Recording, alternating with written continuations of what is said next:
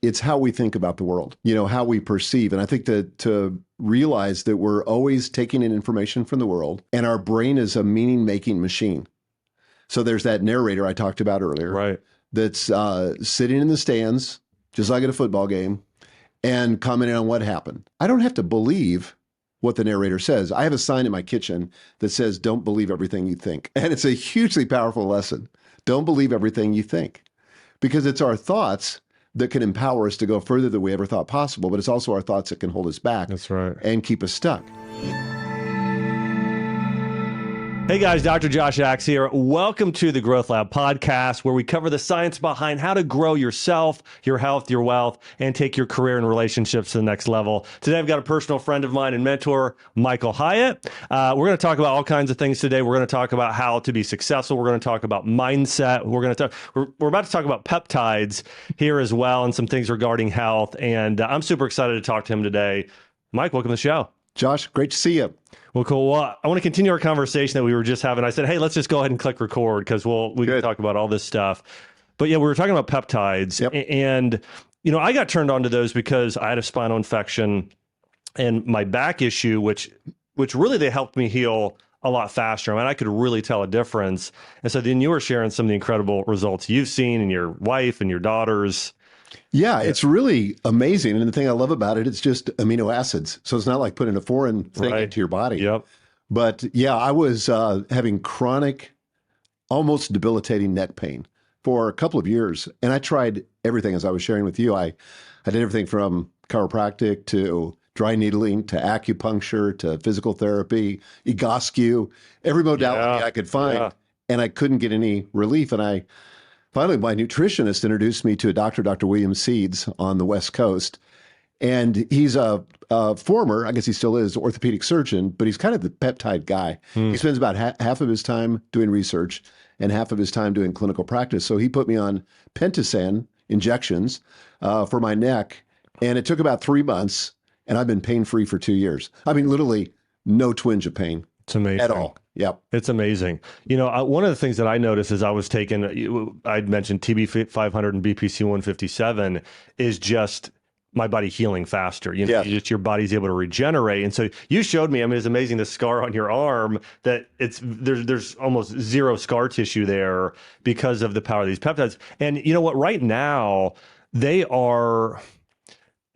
kind of one of these borderline things in terms of how legal they are, because the FDA sees them as, it's kind of this thing, are they a supplement or are they a medicine? Right. And so I think there's different state laws around them. And so it'll be interesting to see what happens with them in the future. But I think they're sort of the future of medicine, a big part of the future of it.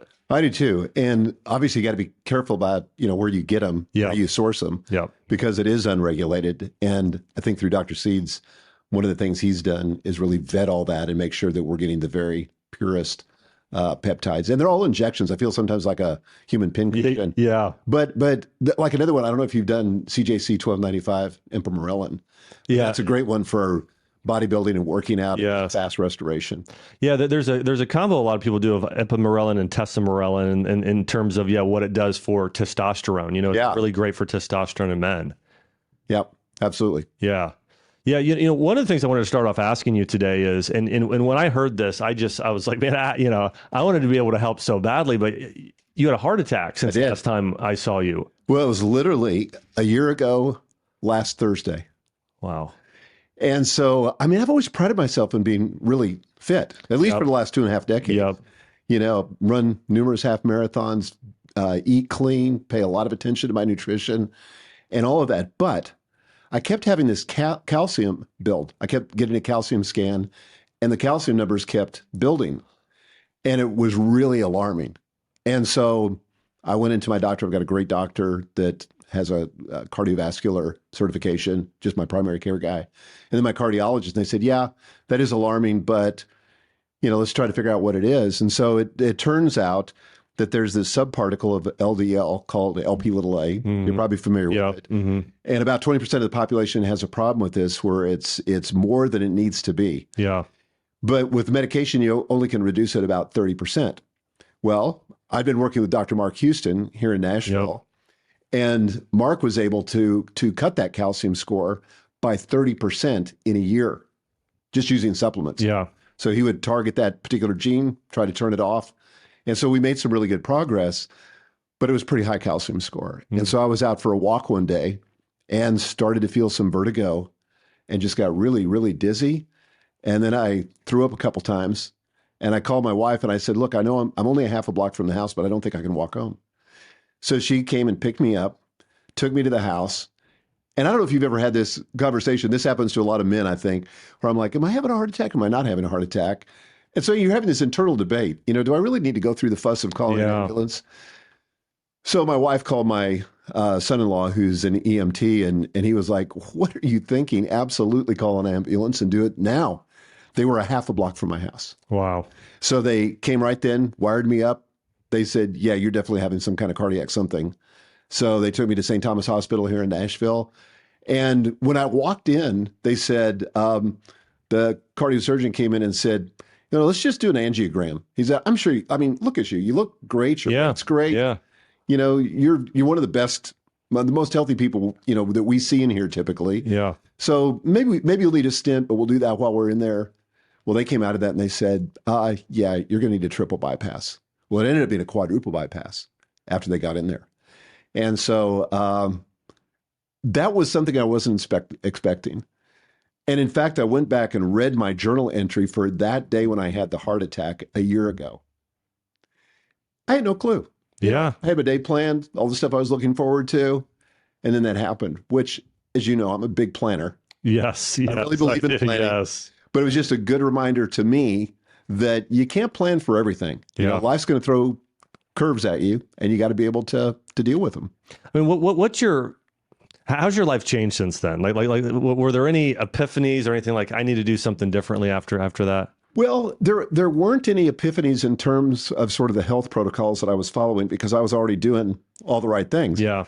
But I had to get into cardiac rehab, which I kind of didn't put a lot of value on it. I thought, you know, what are they going to teach me? I mean, I read health books, I exercise, all this stuff. I loved it. It was fabulous.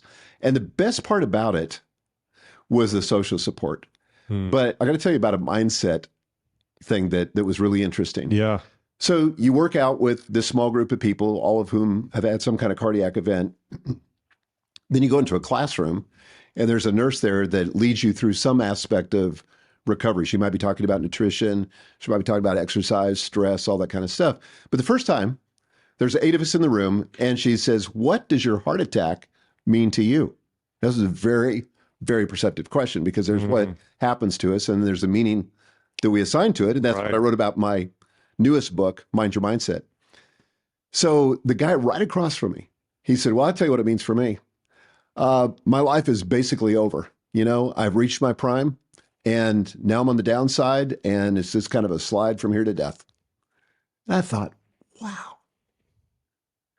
And I had Dr. Seeds call me when I was in ICU and said, look, forget everything that's happened. It's all in the past. You can't do a thing in the world about it. You can't second guess it. You can't make it different. It happened. But your future is bright, and your outlook means everything. Your outlook on the future will have a physical impact on your body. And he said, you haven't done your most important work yet. It's all in front of you. Yeah. Well, that was the mindset I had, thanks to him, in that same class. And I thought, wow, mindset makes all the difference. So I enjoyed that. You know, we had and you made this introduction for me. So I had Greg McCown on the podcast here. Oh, awesome. And I had asked him something. I said, hey, what's one of the best pieces of advice you've ever received? And he said, you know, he mentioned something from Stephen Covey. And he said, your life should be a crescendo. Like at the end, it's that thing. Your best years are, at the end and living your life in that way. Well, and Dan Sullivan, who's my coach, says to me, or says to everybody, he says, always make your future bigger than your past. And that's so important because I meet people all the time who have that attitude. I was doing a coaching gig with a guy that was 55 years old. And I said, well, tell me about your life. And he said, well, basically it's peaked. And I thought, first of all, how would you know that? And B, what does that mean? You're just going to like coast through the rest of your life? And I think it's a very disempowering belief. But we have to, I think, make that future bigger than our past. In other words, it's not Yeah. that we're just going to drift into and hope it's better. No, but let's make it better. And that's really been kind of the foundation of all my work. How can we design a better life and create better outcomes for our lives? Yeah, I've used your planner quite frequently, and I think that Thank you. Yeah, and so I think that this idea around planning for a bigger, more brighter future is something that I think a lot of people start to lose. But I think about some of the people I know that have lived the best lives. It was this sort of, as we talked about, this crescendo, this idea at the end. And I think about it like this is, well, what's the point of accumulating all this wisdom then? I mean, you would think somebody in their 40s, 50s, 60s, 70s, later in their life would know. I know a lot more. Yeah. So therefore, I'm going to make smarter decisions, and I'm able to do more. Yeah, absolutely. And I mean, I think I feel like I'm at the best time of my life because I've got a lot of life experience. I've raised 5 daughters, grown daughters. I have 10 grandkids. I've started and bought and sold businesses, and so yeah, I've learned some things mostly through failure. Yeah. Right. But hopefully that metastasizes into wisdom. Yeah. Yeah, it's so good. I remember talking to you. This was probably a couple years ago, and you shared with me that you were talking to Tony Robbins some and learning some things there. What have you talked to him recently? What are some things you learned from Tony? Well, I've learned a ton from Tony, and he's endorsed, I think, almost every book that I've written, including the most recent one, the Mindset book, which was huge because Tony was the first person that I really learned this whole idea that there's what happens to you and there's the interpretation that you impose upon it. Those are two different things. Yeah. And I think people get those easily confused. They think that their story of what happened is what happened. And usually there's some distortion involved. And so we have to go back and interrogate that story and say, is this story that I told myself about what's happened, is it actually serving me or not serving me? Yeah. So yeah, I think that's one of the big things I learned from Tony. Another thing that I included in my book, Your Best Year Ever, is this whole idea of limiting beliefs. Yes. I got that initial idea from him, and then we did a deep dive into that, me and my content team, in terms of, how we get those limiting beliefs and the impact, because that's really what holds us back. That's right. In terms of performance. It's what's between our ears. That's far more consequential than anything that goes on in the external world. And just to give you a story of that, back in the Great Recession, I was the CEO of Thomas Nelson Publishers at that time. And we were owned at that time. We'd been a publicly held company when I became the CEO, and then we sold it to private equity. You and I were talking about, the fun of that kind of experience. But so we were struggling because of the economy. And I had an executive coach that would come in once a month and meet with me for a full day. And so she came in July of 2009, and she said, "How does next month look?" And I said, "Man, I think we're going to nail it. I feel really good about our progress and really feel on top of it." Well, so fast forward 30 days, she comes back. She says, "Man, how did it turn out?" And I said, "Not great." She said, "What?" And I said, "Well, we lost a little money and our revenues were down by about 20% off budget." She said, "You were so confident when I was here last month. What happened?" And I said, "First of all, we're in a recession." And by this time we knew we're in a recession. Consumer confidence is way down. Foot traffic at retail is off. In addition to that, the whole digital thing is creating all this uncertainty because of Kindle and, ebooks and all that. In addition to that, we haven't quite figured out social media yet.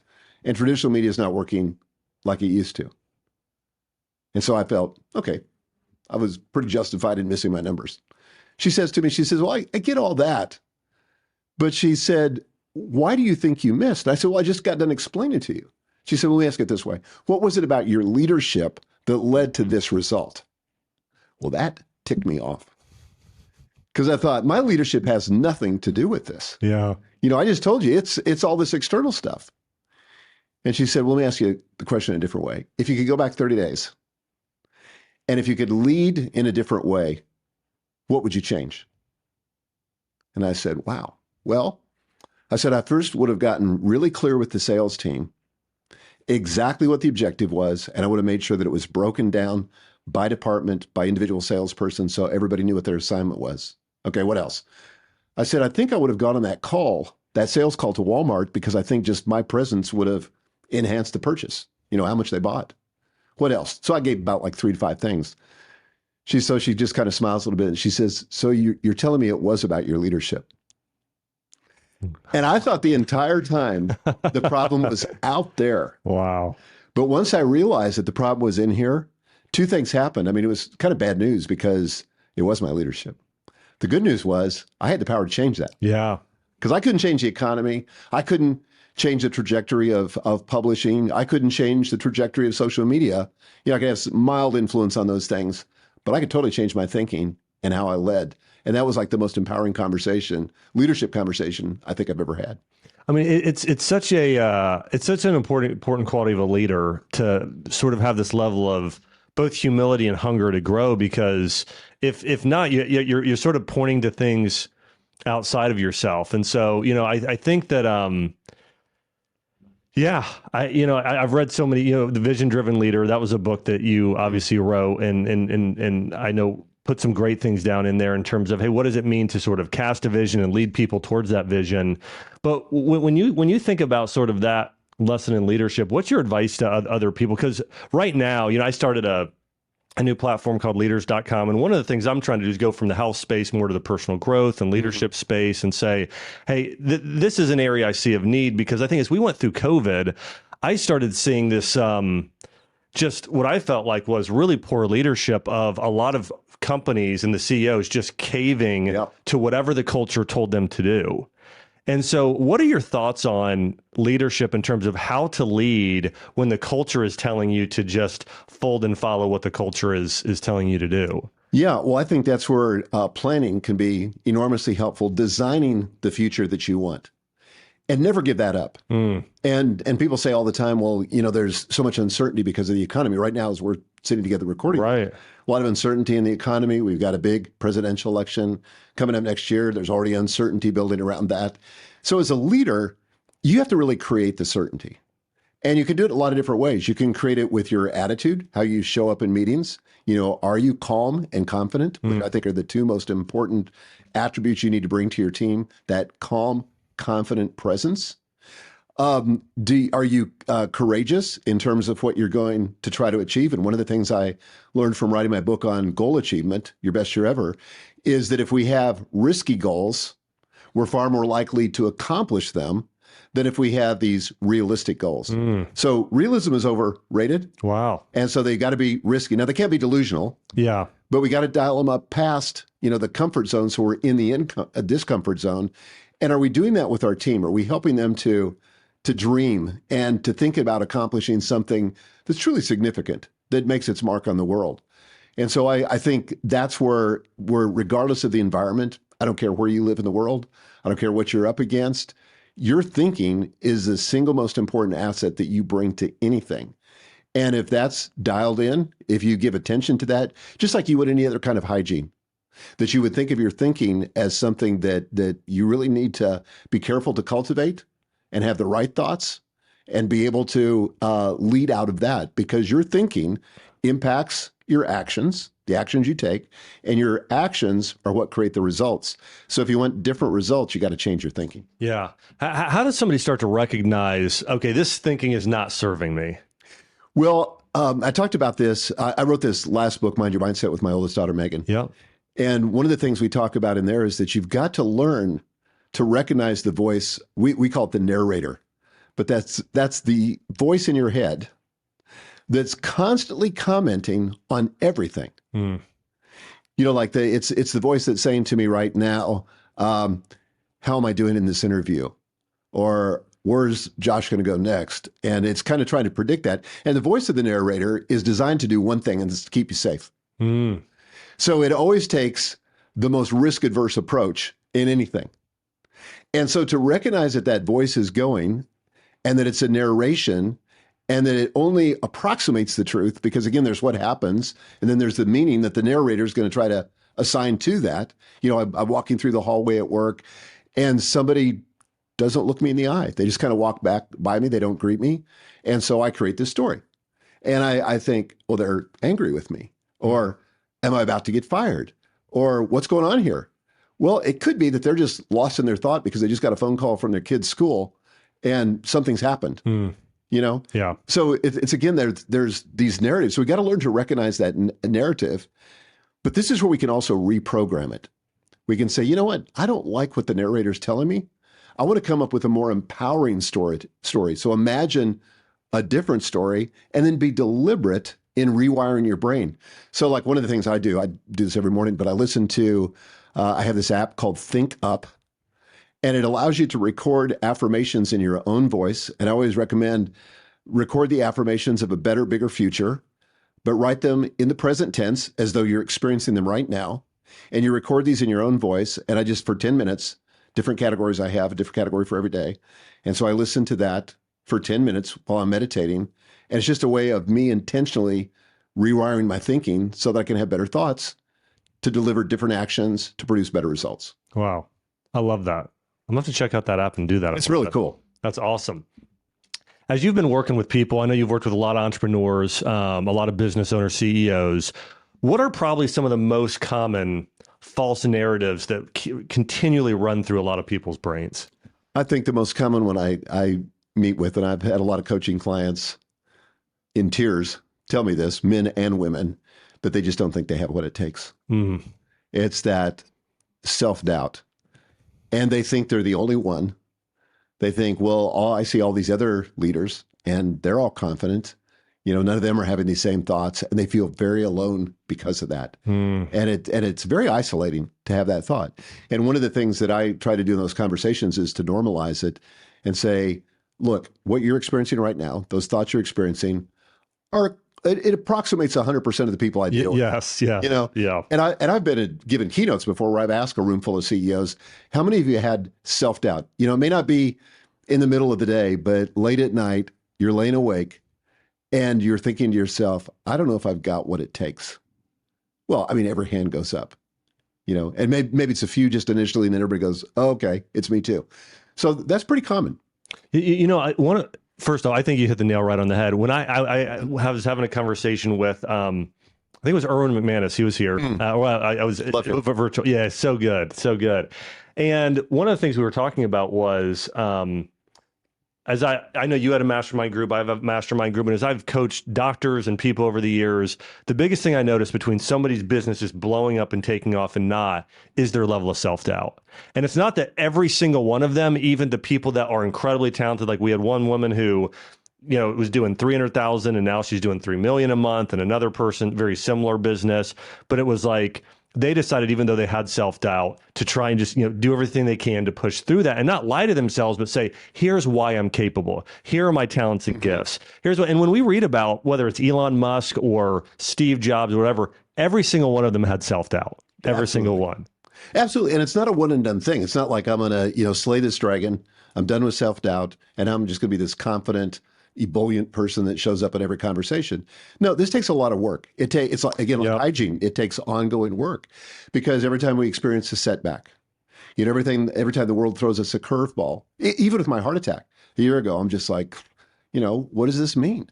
You know, am I about done? Does this mean, you know, did I miss something here? I mean, there's all kinds of doubts that go on in your mind. And so I think it takes work, a lot of self-work to not suffer from that doubt. Yeah. And to continue to move forward. Yeah. It's so good. You know, I was thinking this week, I was going through and kind of looking at our social platforms and being able to grow those.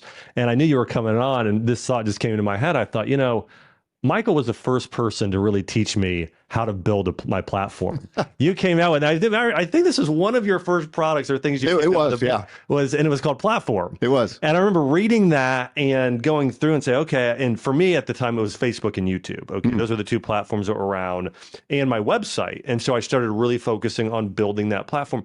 But it helped me so much. One of the things I'd love to hear from you is now we see a lot of people who, first off, there are so many influencers now who are teaching each other how to build platforms. I know we got a mutual friend, Amy Porterfield. Yep. She teaches. Julie Solomon. There's people like Alex Hormozy. There's a lot of people teaching people how to grow and build their platform. What are a few of the principles that you taught back years ago and how to build a platform that still hold true today? Yeah, I think a lot of people think it's about marketing, it's about positioning, and those are all important.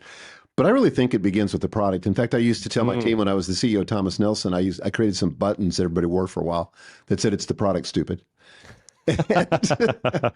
And I really think it is. And the first part of that book, Platform, Get Noticed in a Noisy World, the first part of that book is devoted to how do you create wow experiences. Yeah. Now, think about this. In almost every encounter, whether we go to a restaurant, we were talking about one before we started recording, whether you go to a restaurant or you go to a concert or whatever, you come in with a set of expectations, right? And so if the expectations, if that experience is less than your expectation, you experience disappointment. That's right. If the experience is about what you expected, you experience satisfaction. And unfortunately, for a lot of American businesses, customer satisfaction is the limit of their vision. That's all they care about. But there's another level. When the experience exceeds your expectations, that's wow. Mm. And so wow is one of those things that can be engineered, but you've got to reverse engineer it. So one of the things I recommend in the book, and this goes to creating the products and even your postings and all that stuff on social media, is let's just deconstruct what people expect. And I've got this example in the book where we had a lobby at Thomas Nelson Publishers, like most businesses do, and people come into the lobby and, there's some nice enough chairs and there's some magazines that are way out of date. This happens in doctors' offices all the time, right? And so, and maybe the receptionist doesn't really, they never greet you by name and it's still a little bit impersonal and you're just, then you go sit and wait for the doctor to call you. But I said, what if we could re-engineer that to sort of pre-frame the experience they were going to have with us? Because that's the first impression. So the very first thing I did was I went to the receptionist, who was a little bit of a sergeant at arms. She saw it as her job to kind of buffer everybody else and the company from the undesirables that might be coming through our doors. So I said, from this point forward, you are no longer the receptionist. You are the director of first impressions. That's your title, your official title. You're the director of first impressions. That's your responsibility. We completely redid the lobby, redid the whole building, but we redid the lobby. We said, how could we have, really comfortable chairs? How could we have current magazines? How could we have a stack of our books, of our most recent bestsellers and invite people just to take one, take one for free? How could the receptionist ask them, would you like coffee? Would you like some water? And really welcome them. And could the receptionist, would it be possible for her to be briefed on who was going to come so that when they did come, she could greet them by name and welcome them like we've been expecting them. Now, by the way, Will Guidara wrote the book, Unreasonable Hospitality, which talks about this whole thing. And I just read that about a month ago. But it's a very similar concept. So I don't think there's any substitute in building an online platform for just figuring out, how am I going to wow people? And you mentioned Amy Porterfield, and she's a dear friend of mine. And she does that with all of her products. Yeah. I can remember the first time that when I bought Digital Course Academy, which she's promoting right now. Yeah. I bought Digital Course Academy because I wanted to learn how to build better courses. And I went in there, first of all, I was blown away by the quality of her course, which inspired me to build better courses myself. And we've always had that kind of attitude. Even our planner you were talking about, we go to the added expense. So good. To have those books sewn, the binding sewn, not glued. And that might be invisible to the user, but it creates a totally different experience. Yeah. Backs don't break, pages don't fall out, that kind of thing. I've given that to so many people. I bought boxes at one point. It's just, we have actually I have a men's leadership group that you inspired me to do. And I think you maybe remember we talked about that. Yeah. And you know what? To me, that was one of the most, it is still, because I'm still doing it, and was one of the most fulfilling experiences I've ever taken part in. Wow. And I actually think it's the thing that's caused me to grow the most as a person. Like, now I've attended mastermind groups and had coaches and like all those things. But I think leading and being part of a growth group has been so transformational. And it wasn't just being part of the group, it was doing it the way that you taught me how to do it. And some of this you may not realize, because usually once a year, I say, hey, Mike, hey, can we get together? And can you, I ask you some questions. And so, but I remember going and meeting with you.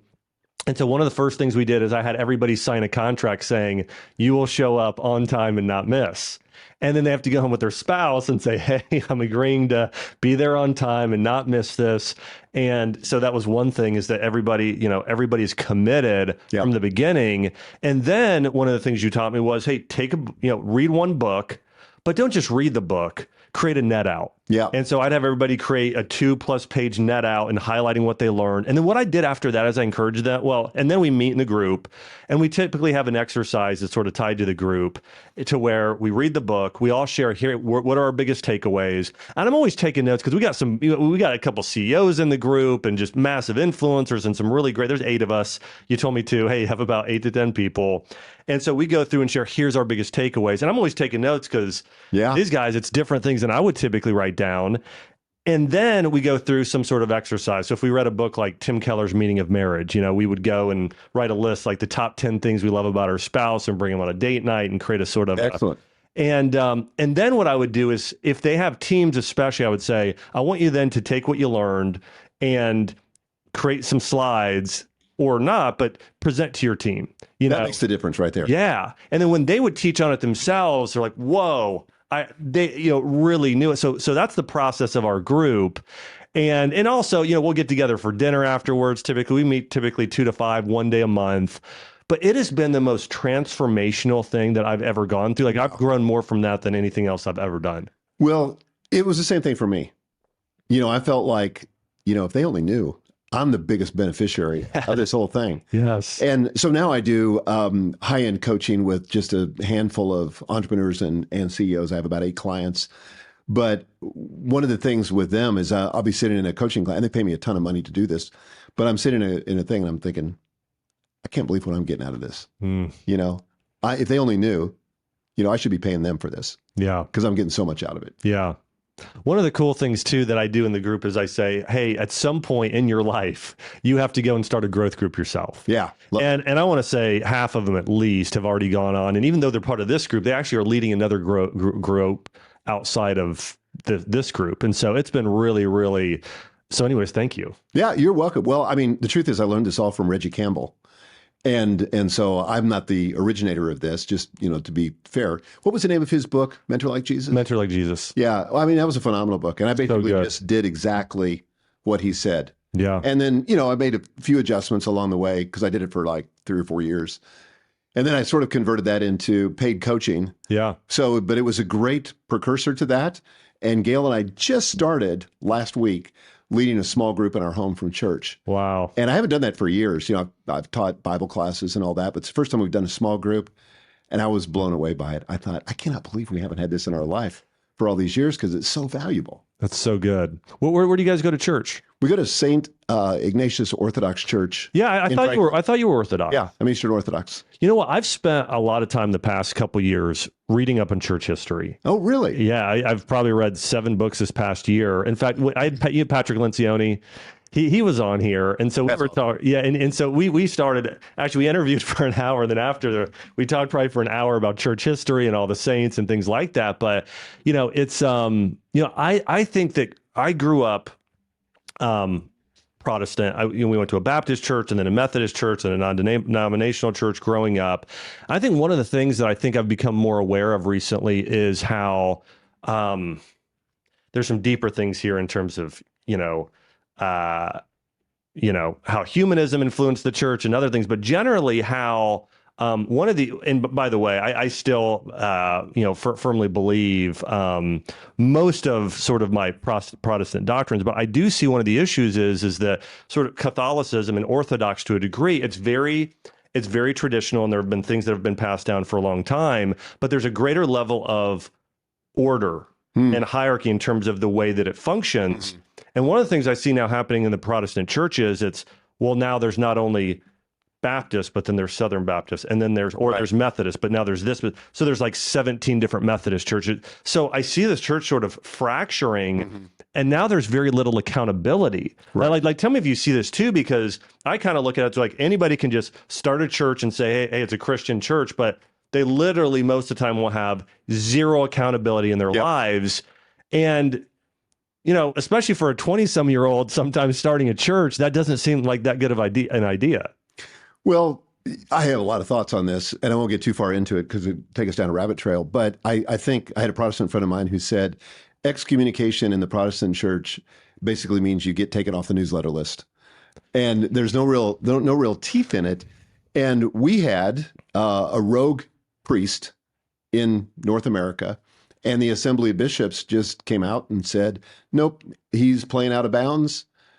He can't preach in your churches. He can't serve in your churches.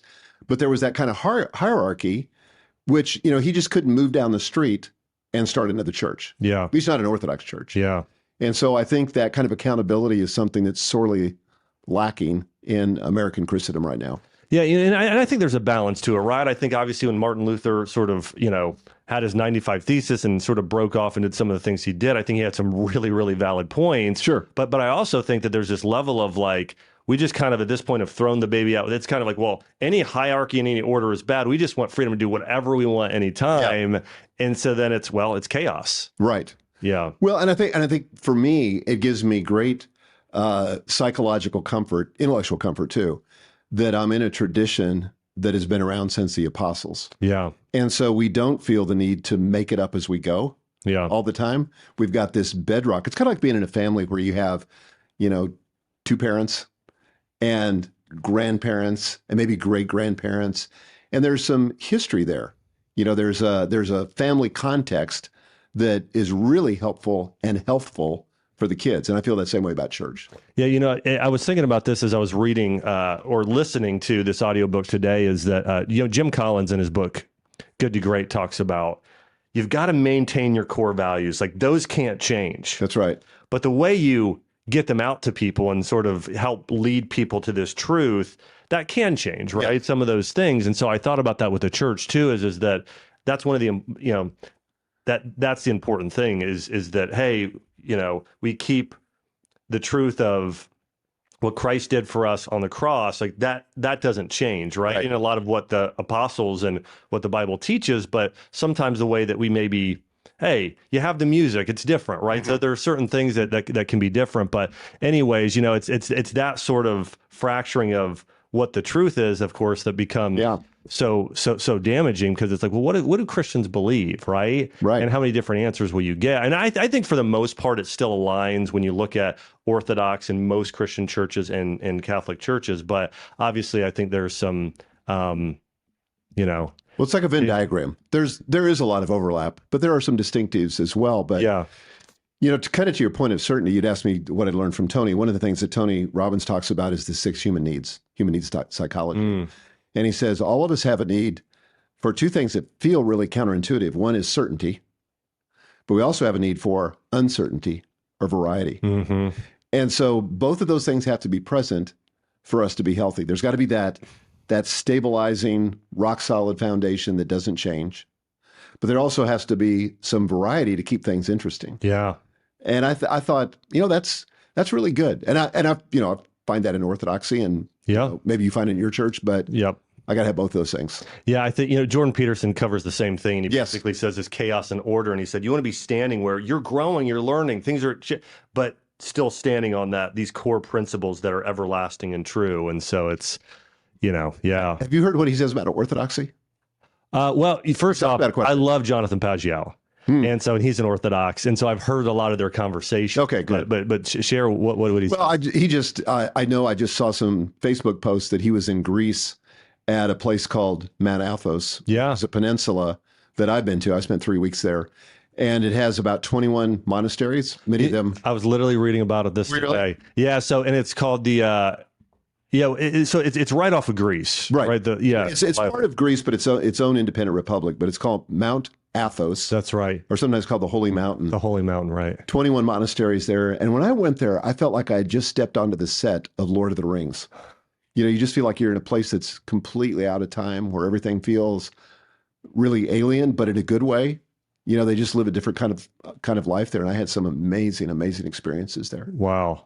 Well, I know his wife is Catholic and his daughter's, Protestant, and nobody knows. I know exactly what Jordan, it's keeping us guessing. Yes, but I've he's probably the person for me that I've learned the most from the past 2 years. I've consumed so much of his content, and I think he's helped me see, one of the things that I know that the Jews used to have this reference is that sort of like the Bible is like a diamond, like every kind of different angle you look at it, there's a new sort of truth there.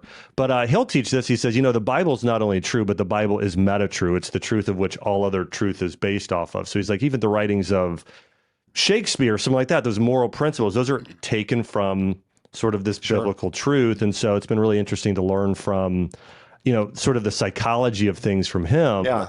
And it's been enlightening. They did this series at Daily Wire called the Exodus series. Yeah, I haven't heard it, but I've seen it. It is one of the best Bible studies I've ever seen. They bring in these experts from theologians from Oxford and Cambridge, and Jonathan Paggio's there. They got Dennis Prager. Anyways, it's really fascinating. I think you'd like it. I subscribe to the Daily Wire. I need to go back and listen to that. So yeah, it's good. It's so good. So one of the things I also learned from you is how to be more productive, and how to use our time wisely. And I want to kind of go back to, I know, again, we started off talking about you had a heart attack. What are some things, like, do you see time any differently now and how you use your time? And also, what is your best advice for people who want to make the most of their lives and become sort of a samurai in terms of time management? Yeah, there's so many things I could say here. When I had my heart attack, I took 3 months of medical leave. Probably didn't need that much, but I did. And so I was able to step away from my business, let the team run it for 3 months, didn't change anything. The trajectory stayed the same. We continued to grow, all of that. But I had a lot of time to rest and reflect and journal and read. And that was enormously helpful. And I think the problem is that we overprogram our calendars. And we're so busy trying to just fulfill the needs of our cameras and squeeze in every possible thing that there's not the time for reflection that we need. There's not the time, to experience life, because it often happens in those interstitial moments between appointments or between big events. And I think the thing I've learned is to be more intentional about having those moments, having those spaces in my life. And I've been on this journey really since 2002. So, and I don't know if I've told you this story, but when I first came to Thomas Nelson, they gave me responsibility for one of the divisions of Thomas Nelson, which happened to be the worst performing division out of 14. So we were 14 of 14 in terms of revenue growth. We were going backwards. We were shrinking profitability. We'd lost money. Staff morale was terrible and all that. So the CEO asked me to take charge of that. He said, how long is it going to take you to turn it around? I didn't have a clue, but I guessed. And I said, I think it'll take us 3 years.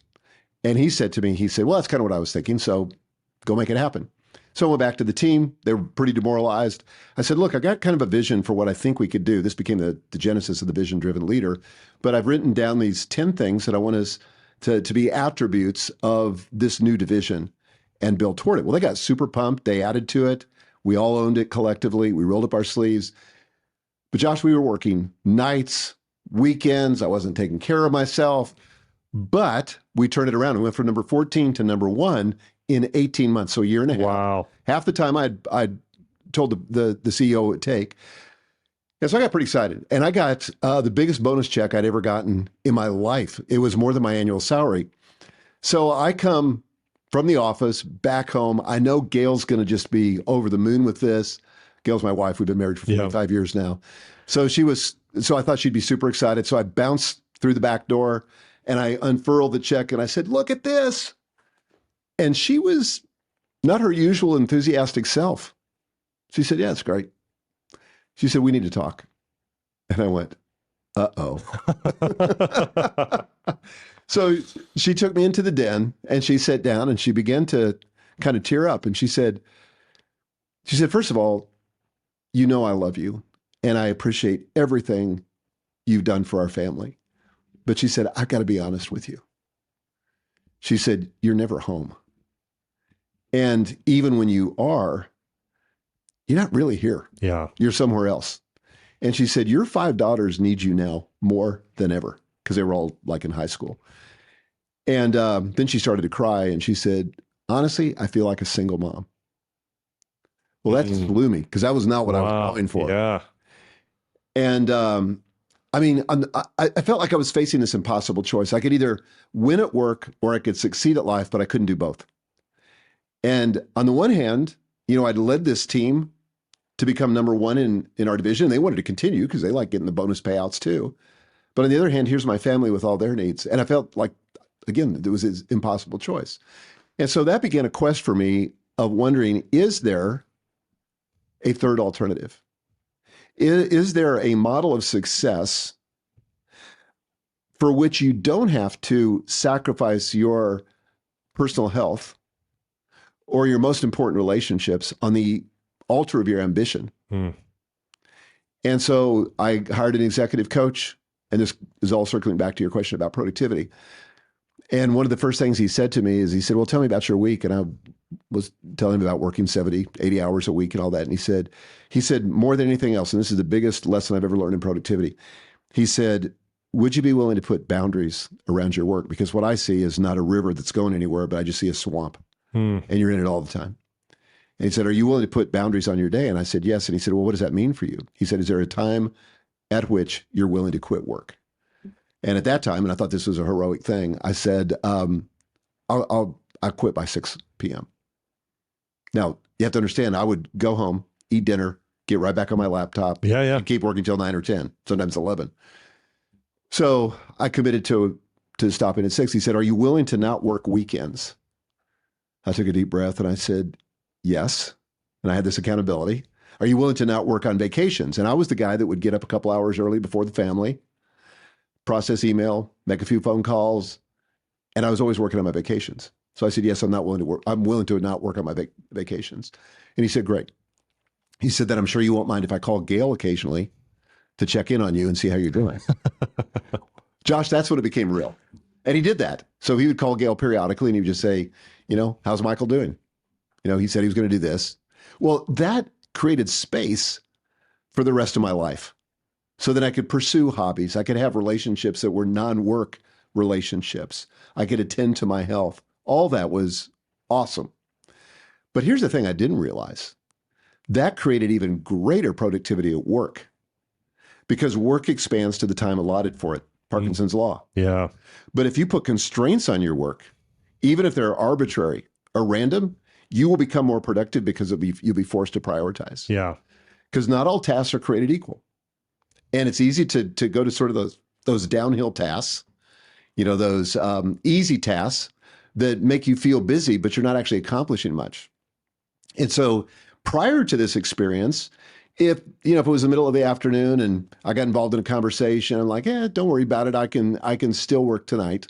I can get it done tonight after I get home. But once you take that option away, it's like, whoa, I need to get back at it. Yeah. Because I've only got till a little before 6. I committed to my coach and to my wife that I would be home at 6. So I got to get on it. Yeah. And so it keeps you much more focused, much more attentive, and much more energized. And it gives you a life. Yeah. And so I call that the double win, win at work and succeed at life. And the double win is really what I'm about and what our company's about is helping people get that. It's so powerful. Yeah, I think it's that idea of, hey, if you only have this many hours of work a week, what do you do? And then it forces you to prioritize. I love that. You mentioned that accountability, and again, that's one of the points I was trying to make earlier too. If you have a good leader overseeing you and they're holding you accountable for certain things, we should be so grateful for that because it does cause you to grow. It helps you stay in your lane. There's an important thing on accountability though that I think, and this isn't original. I don't know where I came up with it, but I think it's true. And that is, I can't hold anybody accountable, but I can help them hold themselves accountable. And that's what my coach did for me. He said, what do you really want? Yeah. And what are you really willing to do? And are you willing? And to me, this is the essence of integrity. Can I keep my word? Can I do what I say I'm going to do? And it begins with myself. Can I keep the commitments that I make to myself?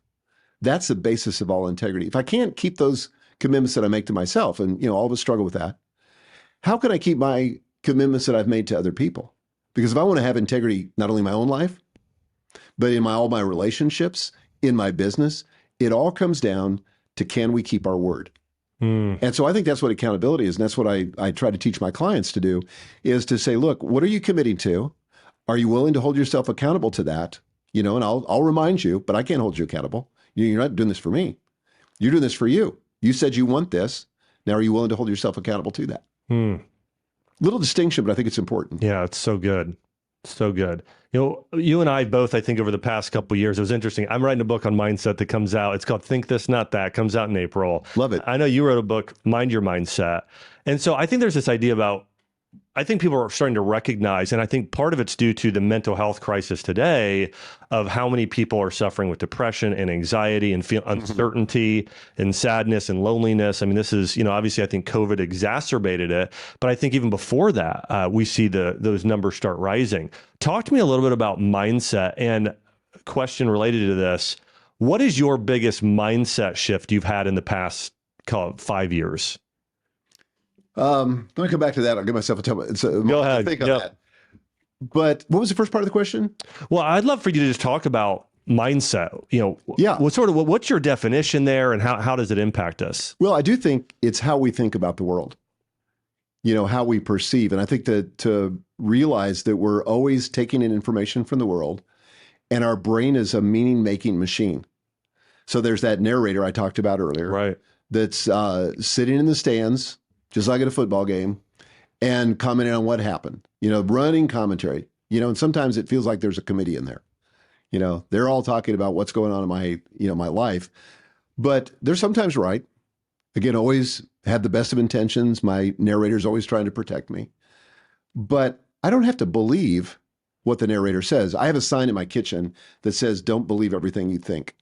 And it's a hugely powerful lesson. Don't believe everything you think. Because it's our thoughts that can empower us to go further than we ever thought possible, but it's also our thoughts that can hold us back. That's right. And keep us stuck. So if you think about how anything is created in the world, it begins with thinking, then it goes from there to our words, and then it goes from there to our actions.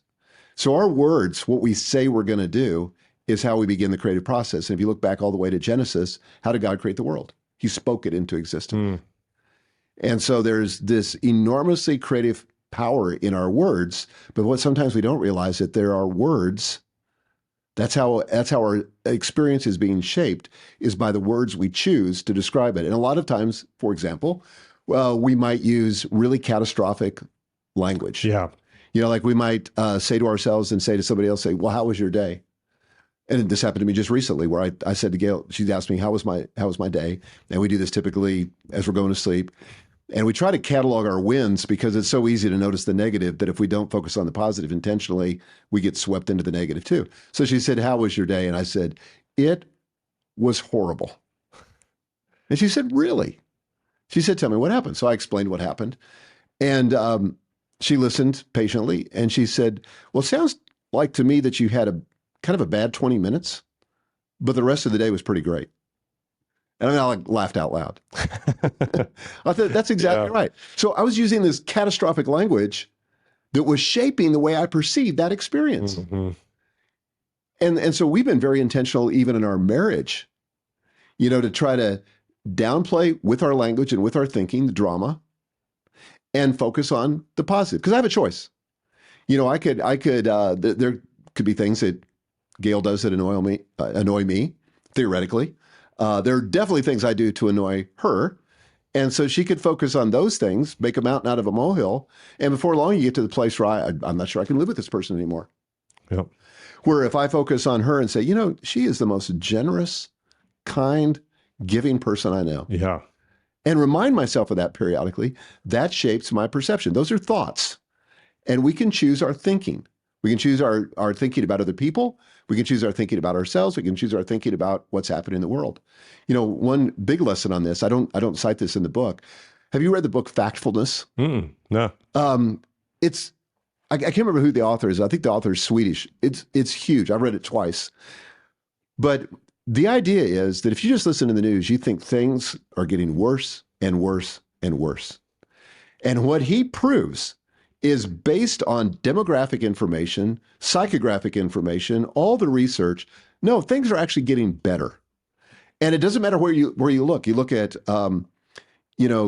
supplies of food around the world. You think, oh, all these people are starving. No, more people are being fed today. Fewer hungry people than ever before in history. More water available to people, clean water available than ever before in human history. Child trafficking less than it's ever been in history. All this stuff, but he just proves it to you. But that's thinking. And you've got to choose how you're going to think. And if all you do is watch the news, you're going to have a very distorted view of the world. Yeah. Wow. By the way, it's going to impact your personal performance. If you think about it, if we were walking through the jungle somewhere and a tiger jumped out, that would have a physiological impact on our body. Yeah. Stress levels, all of that. That's right. And yet we willingly subject ourselves to those kinds of things where we get ourselves in a position where we have this almost involuntary stress response to something we can't control that's kind of made up anyway. And that, oh, by the way, like the news, it's always hyped because they know that if they can keep the fear on the topic, you can't turn away. Yeah, that's right. What's the biggest mindset change you've had over the past little bit? Like, is this something where you're like, you know what? I thought it was this, but no, I'm pretty certain now it's... I'm not sure I can answer that question. I feel like almost most of the big shifts that I've had, I've almost stumbled into. Yeah. Like one of the things, I used to think that if I was going to have deeper relationships with my kids, and all 5 of my daughters live here in Nashville where we're recording this, and all 10 of my grandchildren live within 5 minutes of me. So the family's all the way around. So I was very intentional about, I would continue to have dates with my daughters. I take them out even to this day on a rotating basis, one a week, and then just cycle through them every 5 weeks or so, sometimes different because of vacation. But I thought it was all about sort of those structured times. And I realized that the relationships are really built in the unstructured time. So for example, we bought a lake house in 2020. And I don't know why I hadn't done that 25 years ago, probably because I couldn't afford it. But we bought this lake house at Tim's Ford. You know where that is? Yeah. Oh yeah. We've been there. Love it. And so that's been the single biggest, best investment my family ever. Wow. And it's because like lots of us show up on the weekends and we have these long, unstructured conversations where we get past what you would talk about over lunch. Like, if you have an hour over lunch, you'll have a conversation and it will be partially transactional, but you're probably not going to get into the deep transformational stuff. Yeah. But the lake, totally different. And a lot of times those conversations happen when we're doing something else. This is one of the reasons why I like golf, is not for the golf per se, but for the conversations I have with friends on the golf course. Yeah, that's so good. Same thing with fishing. You're like, a friend of mine told me one time, you're doing something, but you ain't doing much. And therefore you have time for the conversations. It's so good. My fondest childhood memories are us going to the lake. Really? We had we would rent a houseboat with my cousins and go usually once or twice a year and for a week and just water ski and swim, just have an absolute blast. And so my dad was actually a semi-pro water skier growing up. Oh. So he would be in tournaments and would drive in tournaments. And so we were water people, but being able to do that is just, there's just something about being just in that, you're more nature too. There's something that's sort of calming about, and I think leads to more of those conversations and getting your body out of that kind of stressful state. So that's, I love that. Well, I'm trying to be more intentional because I'm a kind of a geek and a tech guy. So I'm trying to be more intentional about finding excuses to be outside. Yeah. And to get more sunshine and fresh air and grounding and all that stuff. And the lake provides that opportunity. It's so good. You were saying something just a little bit ago, which was related to changing our thinking, right? And one of the things that I think that I had this epiphany of a few years ago was, how should I know what to think? And there's a Bible verse, and it's, Jesus says, by their fruit you'll recognize them. And I think that's something that really stuck with me is that I try and think about my own thoughts. When I try to discover the truth, I try and think about what does that person think about it? Not trying to sort of like, I'm going to read a certain amount of things or whatever. Like, for instance, Mother Teresa, what did she think about poverty? Or what did she, like, what were her religious beliefs? How did she view people? Or C.S. Lewis, or, somebody that I can relate to. And I think that's been a sort of a powerful exercise for me. And so one of the things I always love doing with people who I have really admire in certain areas of life, like for yourself, you sharing your, the way that you father, like doing date nights and, buying a house where all the families can come together. Like those are things that I think I really take to heart and think about, okay, so I think about family a certain way. But how does Michael think about family and about being a dad and taking care of his daughters? Can you share a little bit of that about that with me in terms of like, how do you view being a dad? What's that role mean to you? What do those responsibilities mean to you? Well, I think it's different today than it was 25 years ago when I was in the thick of raising the kids, because I think at that time, to be honest, if I can just get through this and keep everybody from killing each other and keep me from killing them, that'll be great. So I had a very low bar that I was aiming for. But I mean, 5 daughters, all sort of a junior high and high school. I mean, that is, wow. I think I'm a better listener today because of that. Yeah. Because I had to listen to them all the time. I mean, everybody always had a lot of hormones going on. So, and I'm sure it's the same if you're raising boys. It's just a different kind of thing. So I don't mean that in a sexist way. But I think when the kids are small, you have to exercise more control. And I think that parenting is really an exercise in deparenting. So I'm essentially, over time, trying to make these humans less dependent upon me, more dependent upon God and themselves, to be able to make their way. Wow. And as a result of that, we've gone through these distinct phases as parents. So we were very much the parents, and then we kind of graduated from that to we're the coaches. And it's really fun when they start coming to you for your advice, and you can share with them some of your best thinking. And then now it's at a place where they're just my best friends. And, I like to think I'm a trusted advisor to them, but honestly, they're trusted advisors to me too. I was talking with one of my daughters, Mary, recently, and she's a coach. Phenomenal. And I was having this issue, and I just said, I just want to talk to you about this. And she just put her coach hat on and did a phenomenal job with me. And that was enormously gratifying. So I think you have to evolve. You can't be a parent of grown children trying to still control them. And there are choices that my grown daughters will make that I wouldn't make those choices. And yet I have to be okay with it because I can't control it. I can't manipulate it. And if you try to do that, you break trust. And to practice radical acceptance with the kids, and I had a therapist tell me this. He said, as long as you're in relationship, then you have a chance of influencing them. But if you sever the relationship for any reason, then all of a sudden your influence stops. Yeah. And so I've always valued the relationship above everything. And I wouldn't say I, would value it above truth. I can speak the truth, but I speak it in love. So I don't ever want to say it in a way that's going to jeopardize the relationship. Yeah. So I just think, radically loving the people that God has given to you and thinking beyond the next generation. This was a major shift in my thinking over the last 2 years. It took me a while to get to the answer to this, but my financial advisor gave me a book, and I'm not going to be able to think of the name here. Maybe I'll think of it in a second. But basically it was the idea of you need to think of your family 7 generations from now. And how can I pass on not just my financial capital, but how can I pass on my spiritual capital, my emotional capital, my intellectual capital, my ethical capital? Wow. How can I pass on all of that for 7 generations? Well, I just wouldn't. I thought maybe to my grandkids. But the truth is, for most of us alive today, we're probably, better chance than not, that we're going to see our great-grandchildren, God willing. So what kind of influence do I want to have on them? And what kind of influence do I want to continue to have after I'm no longer alive? And then how can we perpetuate that on? So, if you look at the Bible, you've got families, you've got clans, and then all that moves up to tribes, and then you have a nation. But it really starts with that family. And now I have the privilege of being, this is kind of a bad word in our society, but the patriarch of a clan. So I've got a clan now. Yeah. It's more than just my family. It's a group of families that are together.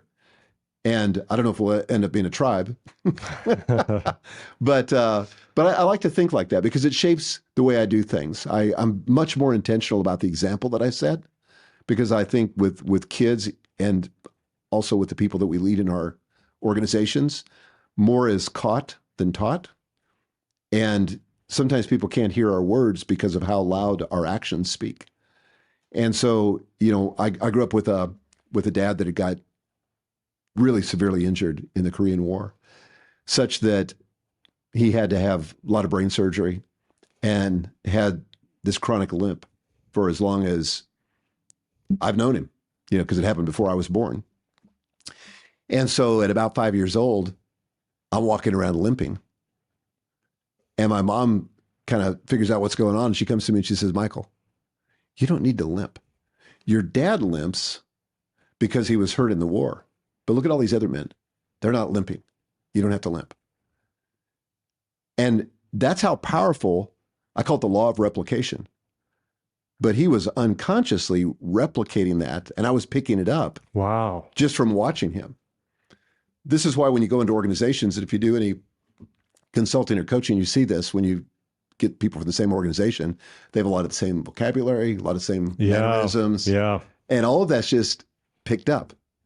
And so when it comes back to your family, that's why we have to be very intentional about the tone of our voice, the words that we use, how I treat my daughter's mother, my wife, because all of that is going to be replicated in their lives because it's sinking into their subconscious all the time. Yeah.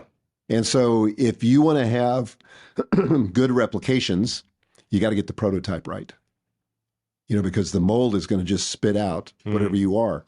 So, and obviously we can intervene on ourselves and not have to, repeat those generational patterns, but it takes a lot of effort. And so to the extent that I can, I want to be the best model I can be for my kids. I want them to think, and this sounds maybe a little bit arrogant, but I want them to think, what does it mean to love God? Oh, I remember how my dad would get up every morning to read the Bible and how he would pray and how he was always in church and how that was so important to him. Or what does it mean to love my spouse? Oh, I remember how my dad treated my mom or my mom treated my dad or how they would handle disagreements. All that stuff's being caught. But if I'm not conscious of that, then I can create real problems for my kids. And I don't have much of a chance, of affecting those 7 generations. How do you practically go about becoming that person? Like, after reading that book and thinking about that, how do you think about practically, here's some things I do, or here's sort of my plan that I do in order to become that person? Well, I do think reading's helpful. Yeah. Where you see people that you want to emulate, like Mother Teresa or somebody else. Yeah. You see qualities in their life and you go, wow, I'd like that in my life. C.S. Lewis has this wonderful introduction to a book called On the Incarnation by Saint Athanasius. And so it's a classic book that was written like back in the 4th century where Saint Athanasius is defending the incarnation against the Arians. And in this introduction, C.S. Lewis talks about the value of reading old books.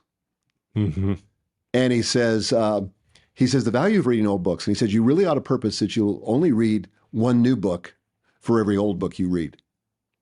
And he says, the value of an old book is that they get us out of all the presuppositions and paradigms and frameworks and constructs of the present, because so often in the present, even with people that we think we vehemently disagree, we've adopted many of the same presuppositions. Yeah. And he said the only remedy for that is to get out of that into a different historical context. And he says, in a kind of a funny way, he says, books from the future would be just as helpful, but they're harder to get. Yeah. So read the old books. Well, reading's like I love reading biographies, reading older biographies of people that really lived in a way that's very different than us, that attended to their character. You may remember Benjamin Franklin, having that list of self-improvement where he's constantly trying to work on himself. And I think we're the most important project we work on. Yeah. And tending to our own soul and our own conduct and our own thinking, everything flows from that. Our behavior flows from our identity, from who we think we are. That's right. Yeah. And so we've got to give attention to that. And I mean, to get it really practical, this is why for me in the morning is my most important time for working on me. That's when I'm up, and I mentioned it before, but first thing I do when I get up is I pray. Then I read the Bible. and then I read some other book, and then I journal, and then I meditate, and then I exercise, get dressed, eat some breakfast, and I'm ready for the day. Yep. So I'm really trying to hone, and I'm constantly, when I'm journaling especially, asking myself, okay, what did I learn from what I read, and how do I measure up? And is there anything I can do to improve myself? And I think then also just in the warp and woof of life, being quick to ask forgiveness. Yeah. And I think that you learn when you do that. You know, I, end of last week, had a bit of a disagreement with Gail. And she had planned something without telling me, and I wasn't particularly happy about it. I'm not that flexible. Flexibility is one of her top strengths. It's number 34 on 34 strengths for me. And so we kind of got into this thing about it. But, you know, the next morning, I'm journaling and I'm going like, I owe her an apology. And so I just, you know, again, I'm constantly evaluating my life in terms of what I want to be. And am I showing up for myself in the way that I'd like to show up? Because I want to be able to look back at my own life, and I'm sure you do too, and be proud of how I lived. Yeah. It's so good. I mean, I think being able to ask for forgiveness, and this is something that I saw my dad do. And my dad was military guy, served in Vietnam, and he, you know, Wow. He's still alive? Mm-hmm. Yeah, he's in his 70s, and he's would get a little, you know, like my dad had a little bit of a fiery temper, but he would always, you know, after his initial reaction, come back and like apologize. And for me, honestly, like it's one of the biggest things that stuck with me. And it kind of like the way that I interpreted that was, oh, my dad's humble. Oh, he's willing to change.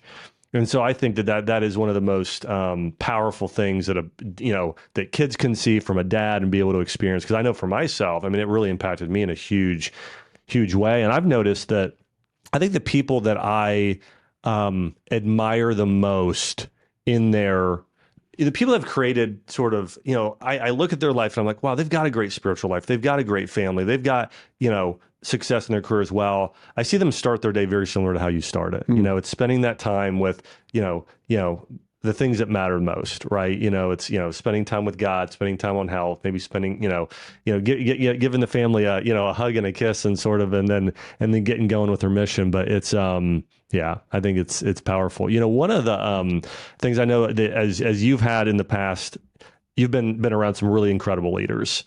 And I'm curious, what is the best piece of advice that you've ever received?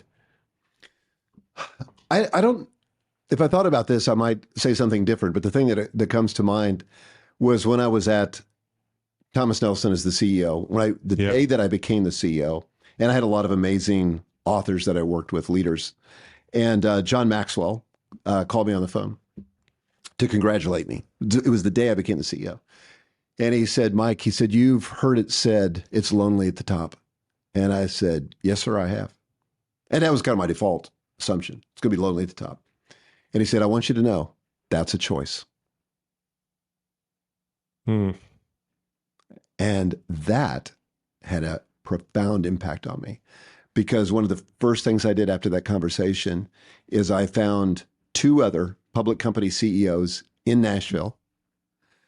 And we all were facing similar kinds of things. It was like, you know, right before the recession, and we were on this bubble. And so we said, hey, let's get together once a quarter for half a day. And let's just have a topic for, it may be hiring people, it may be onboarding people, developing talent, trying to grow our businesses, whatever it is. We'll pick a topic, and then we'll get together, we'll have breakfast, and then we'll spend that morning, and then have lunch, and then we'll be done. And we can call on each other when we need to. So I never felt lonely. Yeah. But that was a simple challenge of an assumption that everybody assumes, well, it's lonely at the top. Well, it can be, but it's a choice. I mean, this is a way to mind your mindset, right? You've got these narratives going on. I have this view of the world, and is that serving you? Yes. No. Exactly. It's not. Yeah. What is your biggest piece of advice for anybody who wants to change their mindset? Become aware. I really think that self-awareness is the key to effective leadership, because without self-awareness, there's no improvement, there's no change. If you're not self-aware, you don't feel compelled to change. But if you start observing your behavior and you're not happy, like I had a coaching client that came to me 2 years ago. We just celebrated his two-year anniversary with me, coaching with me. And when he came to me, he was very discouraged, very negative, didn't see much of a future for himself, you know? And these were, by the way, things he could not share with anybody, not his family. He couldn't share it with his colleagues, definitely not his board, because what would they think of him? But he was very transparent with me. Fast forward 2 years, and I said with him last week, I said, I'm meeting with a completely different person. You know that, right? You're not the same person I started with. I said, you are completely changed. And he said to me, he said, well, it started with awareness. Wow. And it's because one of the first things we did with him, in addition to just doing, like I always do, a battery of personality tests, just so they can be more aware of how they naturally respond in certain situations. But then we did a 360. Have you ever done one of those? A 360 assessment where you have the people that are above you, like if in his case was a board, you have your peers, and you have the people that report to you, all fill out an assessment how they see you. Yeah. And you fill out one too. And there's going to always be a gap between how you perceive yourself and how other people perceive you. But knowledge is power. And when he saw, for example, that everybody else saw him as a little bit flaky, that like he always had ideas, but he never followed through on them, it's like he sort of suspected that, but now he had the real self-awareness. And he said, I've got to change my behavior. I cannot be seen as flaky. Wow. So it begins with self-awareness. Yeah, I love that answer. And I think about, as I was sharing, I've been reading a lot of books on church history. One of the things I've noticed about the saints, or the people that have had the biggest impact in the world, one of the defining factors of all of them, especially people we'd call maybe ancient mystics and things like that, is awareness. I mean, they are just keenly aware of their own deficiencies, but their own potential. I mean, all of those things. And that's just, it's huge, because it's kind of like, I've heard you talk a lot about goal setting. You were one of the first people I've really sort of modeled my goal setting after, and teaching us how to set SMART goals. But you need to know where you're going, but you also need to know where you are. Definitely. Right? So, well, I think of it like a GPS system. So when you go in and plug in a destination, like when I was coming here this morning, I didn't have a clue where I was going. Well, the GPS system had to know where I was starting and where the destination was. Yeah. If it had those two items identified, then it could plot a path. Yeah. But it's got to begin with that self-awareness. Where are you right now? Yeah.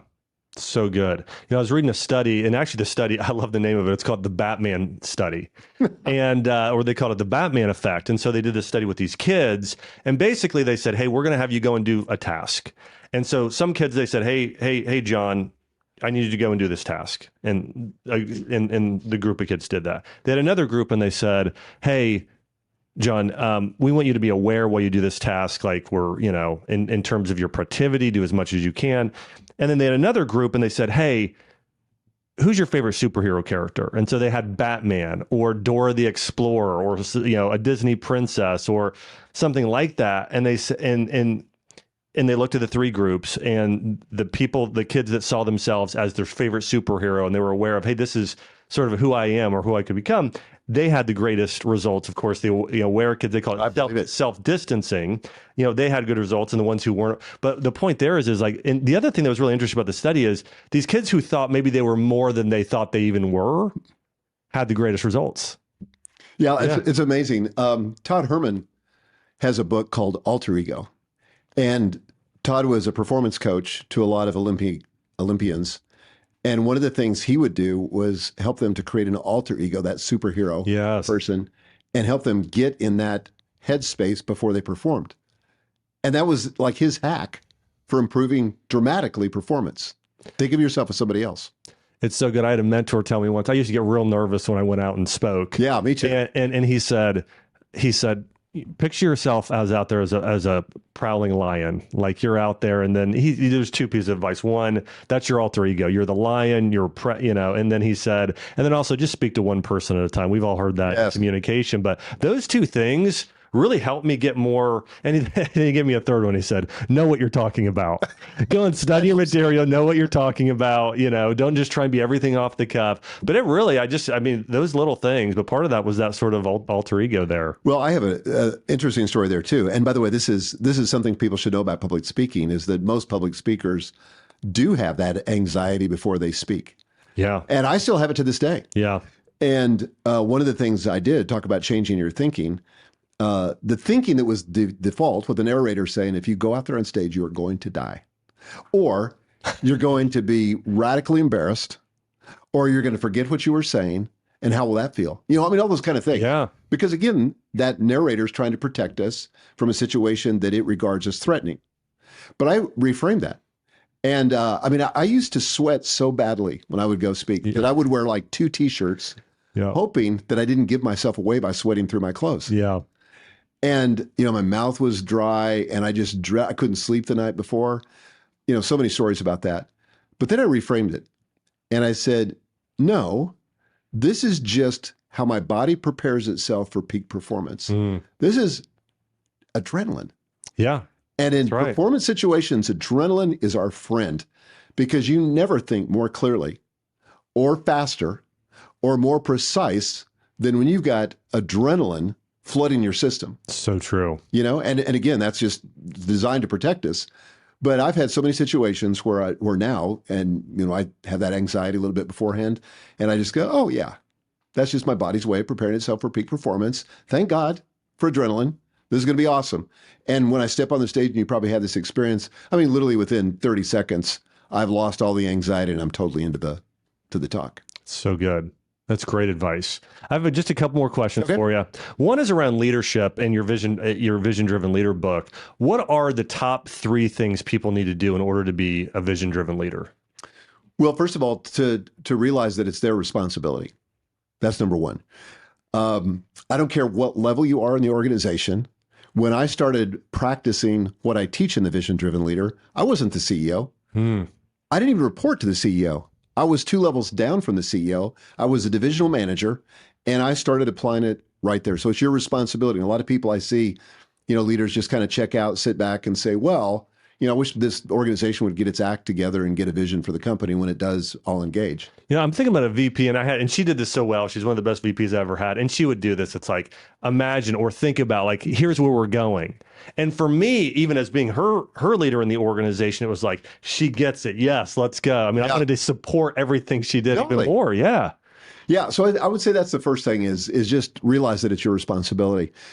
Number 2, you don't just sit back and wait for the vision to happen. I think the hardest thing in life is figuring out what you want. Yeah. By the way, 3 times in the Gospels, Jesus asked people, what do you want me to do? What do you want? Because that clarity is really important. So it's not going to just happen by osmosis. You're not going to get struck by a bolt of lightning and get it. You've got to work. And for me, and I encourage my students to do this, my coaches to do this, just start writing. You know, put yourself into the future. Imagine it's 3 years or 5 years from now. And you're sitting in that future. What do you see? Write it in the present tense, what you see. And then from that point, maybe this is the third thing, then you got to cascade that through the organization.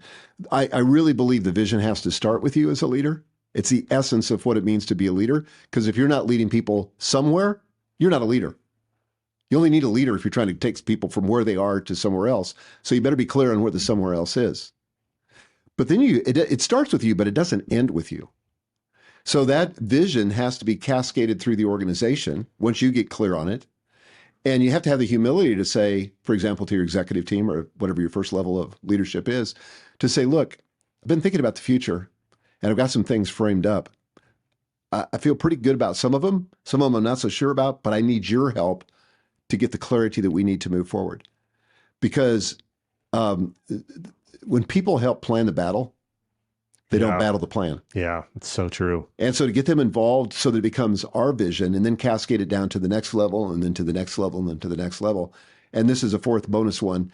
I think sometimes people are inhibited by their ability to imagine the future because they get too focused on resources too early. So they think to themselves, well, I couldn't do that thing. I can't start that business because I don't have the money. And the problem is that's not how the world works. Resources follow vision. If you have a vision, it will attract the money. Just go to your banker and ask to borrow some money, but don't give them a specific purpose. Yeah. You know, they're going to say, well, what do you want to do with it? Yeah, I mean, are we doing a renovation? Are we starting a business? We funding kids' college education? What are we doing here? So I think that clarity and that vision has to be there before the resources show up. And then all kinds of amazing things happen when you get clarity on that vision. Clarity accelerates progress. And that's the value of vision. It's so good. So good. Last question for you. What does success look like for you in 25 years? Well, first of all, I have a personal vision statement. I talk about this in my book on life planning called Living Forward, and we're just retooling that to version 2.0. But the essence of it is that in every major domain of life, so what does it look like in my marriage? And I have all this written out in a paragraph for each one of these. What does it look like in my health? I want to be in my best health of my life, 25 years from now. And I'm sure there's some things that age will impact that, but that's not going to happen by accident. Right. Most people, their lifespan exceeds their health span. And I don't want that. I want to be healthy right up till the day I die. What's it look like in my marriage? Deeper intimacy than we have right now, greater friendship, doing more things together. So I think that for me, success is fundamentally multifaceted. It's not what I accomplish in work. Work's important, but it's only one of like 7 or 8, 9 domains. Yeah. So I want to define that sort of that full multifaceted success and get very clear to myself and review it often, and then repeat it to myself often of what is that future I'm moving toward. Paint me a vision or picture what that looks like 25 years from now. This is what you're doing. Yeah, well, I think in my relationships, I'm seen as the sage in my family. Yeah. And I consider you a sage. So I'm a sagette. I've got a long way to go. But yeah, I want to have that kind of role as the patriarch in my family, the person who my kids know is always for them, always encouraging, the soft place to land, the place where they can, and we have this now where our grandkids will come talk to us about stuff that honestly, we have to do everything we can to just keep from going, what? But they feel like they can share it with us even when they can't share it with their parents. Yeah. And so, that my work, I want to continue to be writing books 25 years from now. I want to continue to be coaching, which is the thing I love more than anything. Yeah. So there's a few things. That's I can good. pull out my life plan to read. I mean, hey, maybe you'll be at Tim's Ford and you'll have a great grandchild on your lap and be, yeah. And we own our entire neighborhood at Tim's Ford. That's my vision for 25 years. Wow. Not really, but I'd love to have several houses on that peninsula that we're on. I'm going to get the peninsula next door just so I can come over and see you. So that's so good. What are you most excited about right now? You're like, this has really got me charged up. I think the journey of our company has been one of increasing focus. And ironically, our company is called Fully Focused.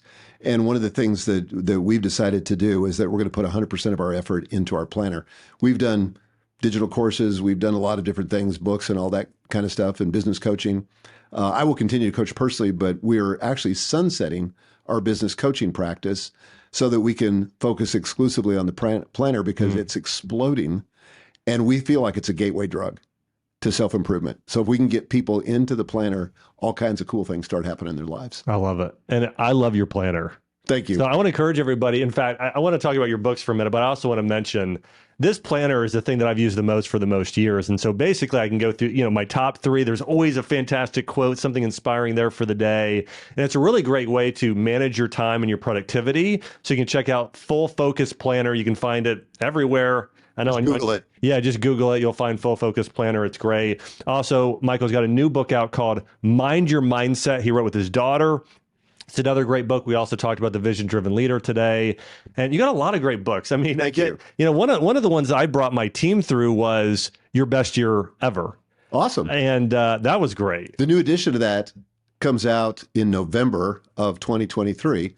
So it's about 20% different. So we've done a lot more research. We have some more case studies, some more little hacks that we've learned along the way. So awesome. So check that one out too. I want to thanks to everybody for listening today. Again, this was Michael Hyatt bringing his and sharing his wisdom with us. I want to encourage you, hey, if you're not subscribed to the Growth Lab, hey, subscribe so you can check out more great interviews. And also, if you're watching on YouTube, let me know, what is your single biggest takeaway from the wisdom that Michael shared with us today? I'd love to hear from you. And that may inspire a future podcast as well. Again, hey, thanks everybody for listening. And thanks again to Michael Hyatt.